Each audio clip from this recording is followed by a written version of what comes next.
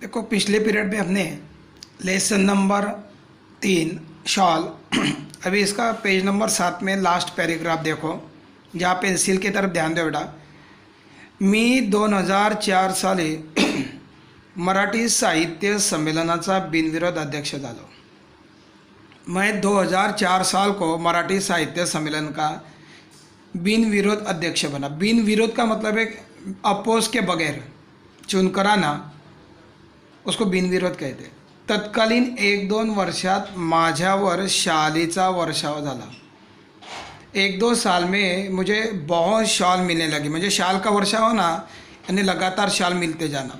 यानी कार्यक्रम में जाते गए वो, और कार्यक्रम में चीफ बने, इसलिए अध्यक्ष का मतलब है चीफ बनने, साहित्य सम्मेलन के चीफ बनने के कारण उन्हें कार्यक्रम में जाते समय शाल मिलते गए। एवढ्या म्हणजे इतनी शाल, एवढ्या शाली जमत गेल्या की माझ्या 8x6 खोलीत त्यांना ठेवणे शक्य नव्हते। यानी इतनी शाल इकट्ठा हो गए कि मेरे 8x6 के रूम में रखना शक्य नहीं था। मग मी फिर मैंने सगळ्या शालींचे गाठोडे बांधून, फिर मैंने सब शाल की गठड़ियाँ बांधकर निकटवर्ती जवळच्या मित्राकडे म्हणजे नज़दीक के दोस्त के पास रखा व त्या शाली वापरण्याचे सर्व वगैरह त्याला सर्व अधिकार दिले। फिर मैंने उसे वो शाल को यूज़ करने, जो गठड़ी की जो शाल थी बहुत सारी, वो सब शाल को यूज़ करने का पूरा अधिकार दिया। दो किसी को दो या तुम यूज़ करो, कुछ भी करो। बेचारा माना अति प्रामाणिक था, इसलिए बेचारा विशेषण लगाया। अति प्रामाणिक, बहुत ईमानदार था वो, उसने एक भी शॉल को यूज़ नहीं किया। बेचारा अति प्रामाणिक, त्याच्याही छोट्या खोलीत त्याने ते सांभाळलं। उसने भी अपने छोटे रूम में लेखक ने दिए हुए शाल को संभाल के रखा। फिर लेखक ने क्या किया कि देखो ये भी यूज़ नहीं करता है, किसी और को भी देता नहीं, चलो फिर हळूहळू, म्हणजे लेखक ने ही सोचा कि चलो हम ही उसको किसी को दे देते। मग किसको दे दिया, ॲक्टिव्हिटी में पूछा जाता है, लेखकांनी कोणाला वाटल्या। मग हळूहळू मी सगळ्या शाली, लेखक कहते कि आहिस्ते आहिस्ते मैंने सब शाल को बांट दिया। मग किस किस को वाटून दिल्या, बांट दिया। तो गरीब आणि श्रमिकांना, म्हणजे गरीबों को, और श्रमिक म्हणजे लेबर, मजूर, उनको बांट दिया। अभी अगले पैराग्राफ, अगले लाइन पे जाते हैं। माना अगला जो पेज है 8 नंबर, उस पे जाएंगे बेटा। हाँ, अभी पेज नंबर 8 पर हम आए। पेन्सिल की तरफ ध्यान दो। याच सुमारास मी शनिवार पेठेतील ओंकारेश्वर मंदिराच्या पुलावर बहुधा रोज संध्याकाळी जात असे। लेखक ने क्या किया, गरीब श्रमिकों को शाल को बांट दिया। उसी समय की बात है, सुमार म्हणजे वेळ, टाइम। उस समय लेखक फ्री होते थे तब शनिवार पेठ म्हणजे बाजार, ओंकारेश्वर मंदिर, ओंकारेश्वर म्हणजे भोले शंकर का एक रूप होता है, भोले शंकर का ही मंदिर होता है वो। ओंकारेश्वर मंदिरच्या पुलावर, माना उसके बाजू में ना स्मशान भूमि है और वहाँ एक ब्रिज है, वहाँ पे ओंकारेश्वर मंदिर है। पुल म्हणजे ब्रिज। बहुधा, ज़्यादातर, रोज, डेली, संध्याकाळी, शाम को जाता था। यानी इस समय लेखक शनिवार पेठ में बाजार, वो शनिवार पेठ में जो बाजार का लिया, शनिवार के दिन उधर बाजार भरता होगा, इसलिए शनिवार पेठ दिया है। वहाँ ओंकारेश्वर मंदिर और बाजू में पुल था, पुल म्हणजे ब्रिज। बहुधा, ज़्यादातर, रोज म्हणजे डेली, संध्याकाळी, शाम को मैं वहाँ जाता था। तेथील कट्ट्यावर, कट्टा का अर्थ क्या होता है, वहाँ पे ऐसा बैठने के लिए प्लेटफॉर्म रहता है, थला रहता है, वहाँ कट्ट्यावर बसने मला आवड़े। माना वहाँ बैठना मुझे अच्छा लगता था। वो मंदिर के पास वहाँ एक प्लेटफॉर्म था बैठने के लिए, वहाँ पे धक्के पर मैं बैठता था। एक दिवस काय घडले, एक दिन क्या हुआ कि कडक ठंडीच्या दिवसात, कड़ी सर्दी के दिनों में एक म्हातारा, एक दिन क्या हुआ, कड़ी सर्दी के दिन थे और एक बूढ़ा वहाँ बैठा था, अशक्त, कमज़ोर था, भिक्षेकरी, भिकारी था। कट्ट्याला लागूनच चिरगुटे टाकून व पांघरून कुडकडत बसल्याचे मी पाहिले। माना वो वहाँ पे एक भिखारी बैठा था। रोज़ मैं शाम को वहाँ मंदिर के पास जाता था, तो मैंने एक दिन उस भिखारी को देखा। सर्दी के दिन थे, ठंडी के दिन थे, मतलब कमज़ोर था, वो भिखारी था बेचारा। वहाँ पे चिरकुट, चिरकुट का मतलब है फटे हुए कारपेट या एखादा चिंधी ऐसे भी बोलते हैं। वहाँ नीचे फटे हुए कपड़ा डालकर उस पर बैठा था। वह पांघरून कुड़कुड़त फटे हुए कपड़े ही लपेट कर बैठा था। बदन पे इतने कुछ कपड़े नहीं थे भी तो वो फटे हुए थे। कुड़कुड़त बसल्याचे मी पाहिले। आता थंडी में बदन पे कम कपड़े होने के कारण काँप रहा था बेचारा। और वो लेखक ने उसको देखा। लेखक बोलता मैंने उसे देखा, एक फटा हुआ एक कारपेट डाला था, उसके ऊपर बैठा था। फटे हुए ऐसे ही एखादी शाल वगैरह कुछ रहेगा कपड़ा लपेट कर वो बैठा था। पांघरून म्हणजे लपेटना, कुड़कुड़ा म्हणजे काँप रहा था, बैठे हुए मैंने देखा। Second paragraph. दुसऱ्या दिवशी मी 2 शाली घेऊन ओंकारेश्वरच्या कट्ट्यावर आलो। आता दूसरा दिन आया तब मैं क्या किया, पहले दिन जब ऐसे गरीब आदमी को देखा तो मेरे पास शाल बहुत थी। आपको बताया मैंने पहले 7वें पेज पर कि गरीबों को बांट दिया वगैरह। वही बात यहाँ पे दोहराई है। दुसऱ्या दिवशी मी 2 शाली घेऊन ओंकारेश्वरच्या कट्ट्यावर आलो। जहाँ मैं शाम को जाता था वहाँ दूसरे दिन आया मैं, लेकिन साथ में 2 शाल लेकर आया। तो म्हातारा होता, वो बूढ़ा बैठा ही था, म्हातारा बैठा ही था, त्याला 2 शाली दिल्या। वो 2 शाल जो लेकर आया वो उसे दे दिया। त्याने थरथरत्या हातांनी मला नमस्कार केला। थरथरता हाथ म्हणजे हाथ उसका काँप रहा था। और बूढ़े देखो बुजुर्ग सीनियर सिटीजन लोग चाय का मग भी लेते हैं तो देखो प्लेट के साथ कैसा आवाज़ आता है, हाथ काँपता है उनका। वैसे वो गरीब अशक्त कमज़ोर था, इसलिए कमज़ोर व्यक्तियों के हाथ काँपते हैं बेटा ज़्यादा। सीनियर सिटीजन लोगों के कमज़ोरी होते हैं तो हाथ काँपते हैं उनके, उसका भी हाथ काँप रहा था। और काँपते हुए हाथों से उन्होंने नमस्कार किया। देखो मला नमस्कार केला। Next paragraph. पुढे 4-5 दिवस, आगे 4-5 दिवस मला काही कामामुळे, मुझे आगे 4-5 दिन मुझे कुछ काम के वजह से फुर्सत नहीं मिली वहाँ जाने के लिए मंदिर में। संध्याकाळी ओंकारेश्वरला जाणे उसंत लाभली नाही। उसंत म्हणजे समय नहीं मिला। आगे 4-5 दिन कुछ मंदिर पर जाने के लिए मुझे समय नहीं मिला। उसंत लाभला नहीं, समय नहीं मिला। त्यानंतर मी, उसके बाद मैं, 4-5 दिन के बाद मैं नेहमीप्रमाणे हर रोज के जैसे ये जा अप डाउन करता रहा। बीच में 4-5 दिन मैं गैप रहा, आज गए नहीं जा पाया। फिर बाद में वापस कंटिन्यू मैं जाने लगा, ये जा आना जाना करते रहा। मग एकदम त्या भिक्षेकरी वृद्धाची आठवण झाली। फिर अचानक, एकदम अचानक त्या भिक्षेकरी वृद्धाची आठवण म्हणजे याद। फिर ऐसे एक दिन अचानक मुझे जिस भिखारी को मैंने शॉल दिया था उसकी याद आ गई। वृद्ध म्हणजे म्हातारा, आठवण म्हणजे याद, आली म्हणजे आई। तो नेहमीच्या ठिकाणी नव्हता। अरे मुझे याद आई तो मैं उसको देखने लगा यहाँ वहाँ जहाँ मैंने उसको शॉल दिया तो उधर भी देखा। तो नेहमीच्या हर रोजच्या जगह पर नहीं था, तो नेहमीच्या ठिकाणी नव्हता। ठिकाण म्हणजे जगह, नव्हता म्हणजे नाही था। तेथील पुलावर चक्कर मारावी म्हणून मी उठलो व पुलावरून चालू लागलो। मैंने क्या किया, उस ब्रिज पर जहाँ मैं बैठा था वहाँ से खड़ा रहा और ब्रिज पर चक्कर मारने का इरादा लेकर मैं चलने लगा कि चलो ब्रिज पर थोड़ा टहलते हैं और उसको भी देखते कहाँ बैठा है, क्या आगे पीछे कहीं। इसीलिए मैं उठा वो पुलावरून चालू लागलो। वो ब्रिज पर मैं चलने लगा। चलना भी होगा और वो आदमी को भी ढूंढना होगा। देखो बरा वो कहाँ बैठा है क्या उसके पास वो शाल, या इरादा लेकर मैं उसको, ऐसे नहीं कि मैं पूछूंगा वगैरह कुछ, ऐसे नहीं, बस ऐसे ही मन में इरादा आया कि देखो बरा उसने वो शाल से उसको ठंडी से फुर्सत भी मिलेगी, वो यूज़ कर रहा है क्या नहीं है, उसको मैं देखने लगा।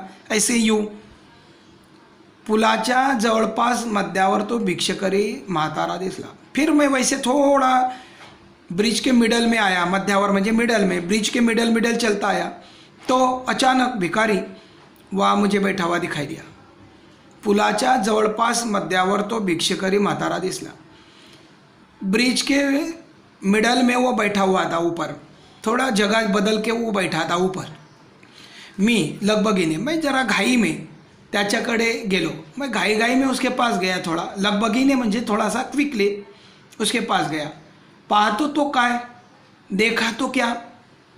जब मैंने देखा तो क्या देखा, तो ये देखा तीच चिरगुटे, वही चुरगुटे, फटे हुए कपड़े, नीचे कारपेट फटा हुआ रखा है, ऊपर भी वही फटे हुए एखादा कपड़ा लपेट कर बैठा हुआ है.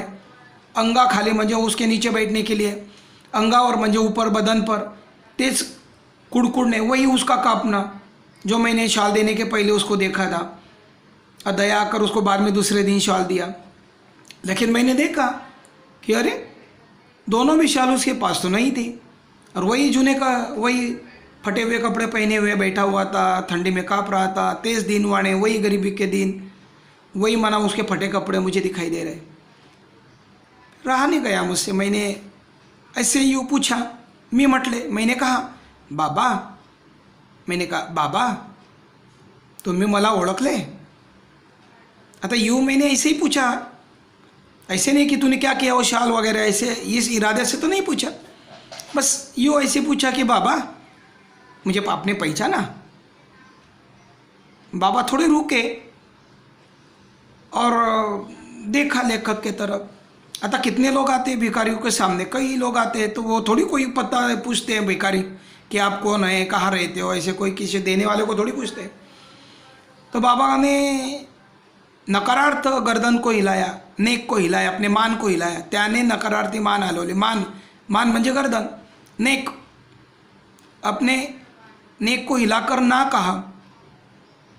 मग मीच म्हटले. फिर मैंने उसे याद दिलाया, मीच म्हटले. मग मीच म्हटले. फिर मैंने उसे कहा बाबा 5-6 दिवसापूर्वी, ए बाबा 5-6 दिन पहले मैंने आपको एक शॉल दी थी, याद है बाबा. 5-6 दिवसापूर्वी मी तुम्हाला 2 शाली दिल्या होत्या. फिर लेखक उन्हें पूछने लगे कि बाबा 5-6 दिन के पहले मैंने आपको 2 शाल को दी था, 2 शाल दिया था. 2 शाल जब दिया तो ये आपको याद आ रहा है, आठवते, आपको याद आ रहा है भाई. बड़े प्यार से उन्हें मधुर आवाज़ से, स्लो आवाज़ से उन्हें पूछा. तो यावर म्हातारा खुल्ला. हाँ, जब उसको वो बात याद आ गई कि हाँ एक भले इंसान ने मुझे 2 शाल दिया था यार ठंडी के दिनों में, तब उसका चेहरा एकदम खुल गया, यानी फेस एकदम इसका हंसने जैसा हुआ. हा हा हा हा हा, याद है बाबा, याद है. वो पुन्हा हाथ जोड़ून म्हणाला, और फिर से हाथ जोड़ा.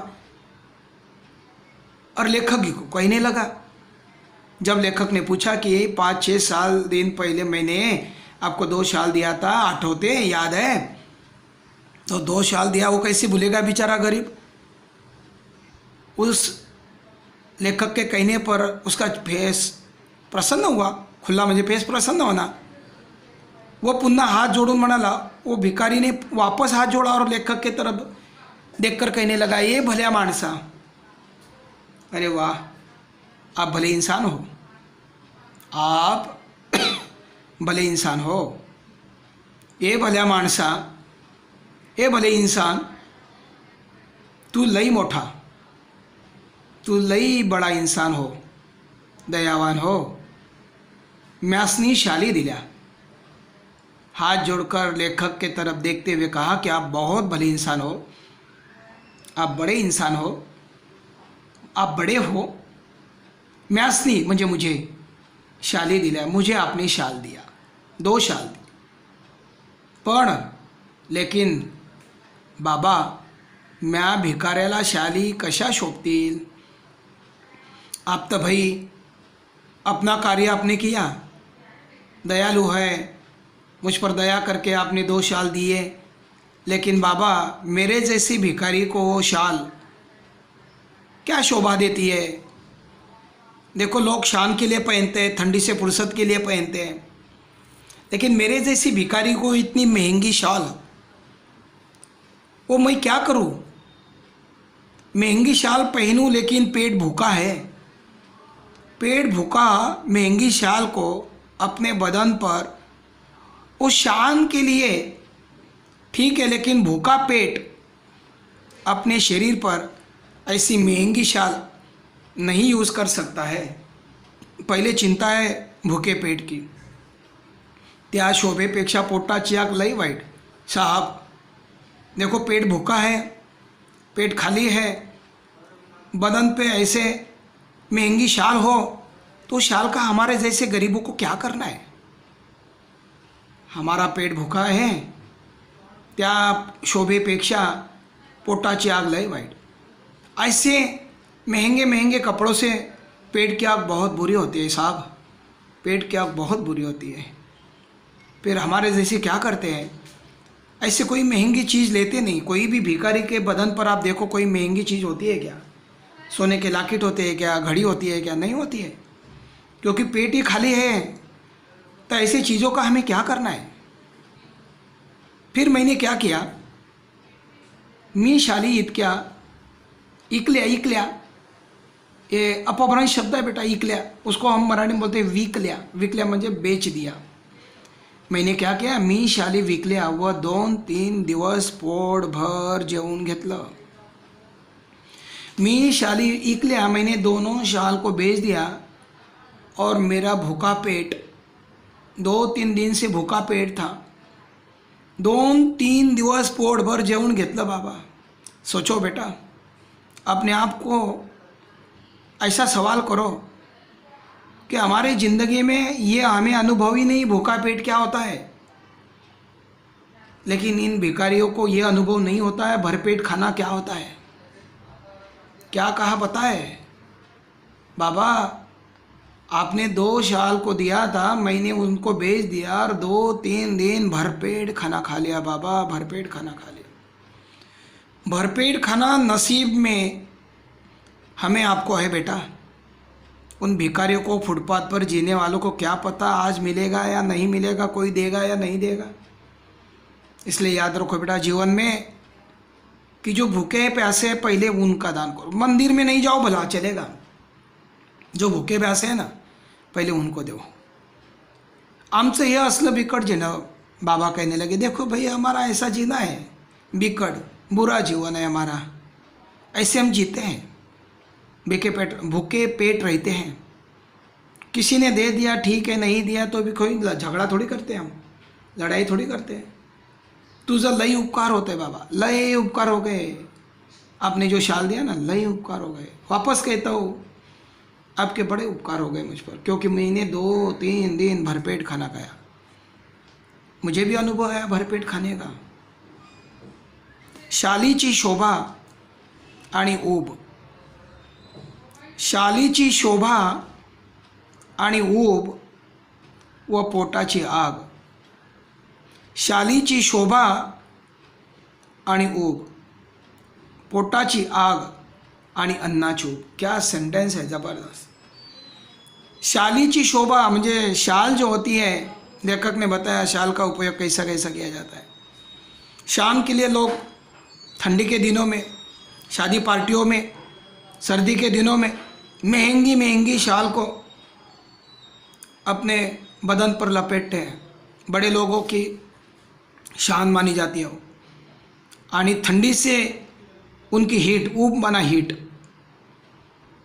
शालीची शोभा, शाल की शान और उसकी हीट, पोटाची आग, पेट की आग और अन्नाची ऊब।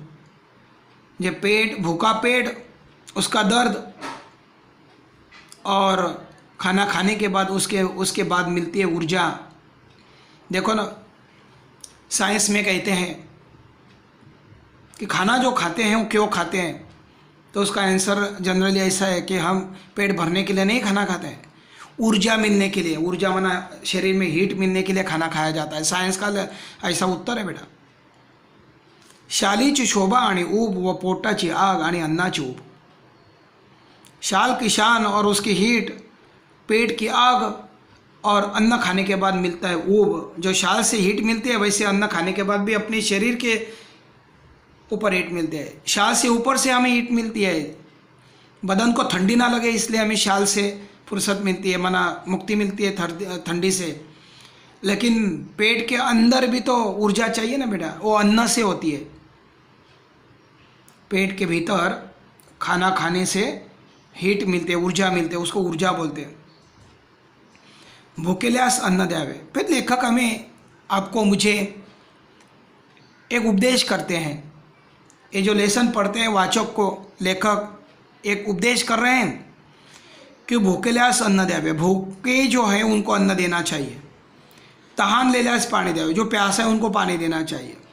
आणि यही जमले नहीं तर, मतलब कि जो भूखे हैं उनको अन्न देना चाहिए, प्यासे उनको पानी देना चाहिए, और यही नहीं जमता है तो तर म्हणा तो अभाग्यांना सन्मानाच्या शाली तरी द्याव्या। लेखक कहते हैं भूखे को अन्न देना चाहिए, प्यासियों को पानी देना चाहिए, ये भी नहीं जमता है तो कम से कम उनको शाल देनी चाहिए, सम्मान की शाल देनी चाहिए।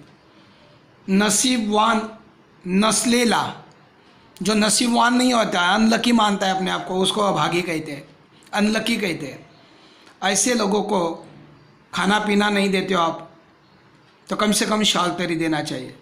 तो उसका अर्थ लेसन का होता है कि शाल दिया तो कम से कम बेच कर वो पेट तरी भरेगा, खाना भरपेट खाना तरी खाएगा।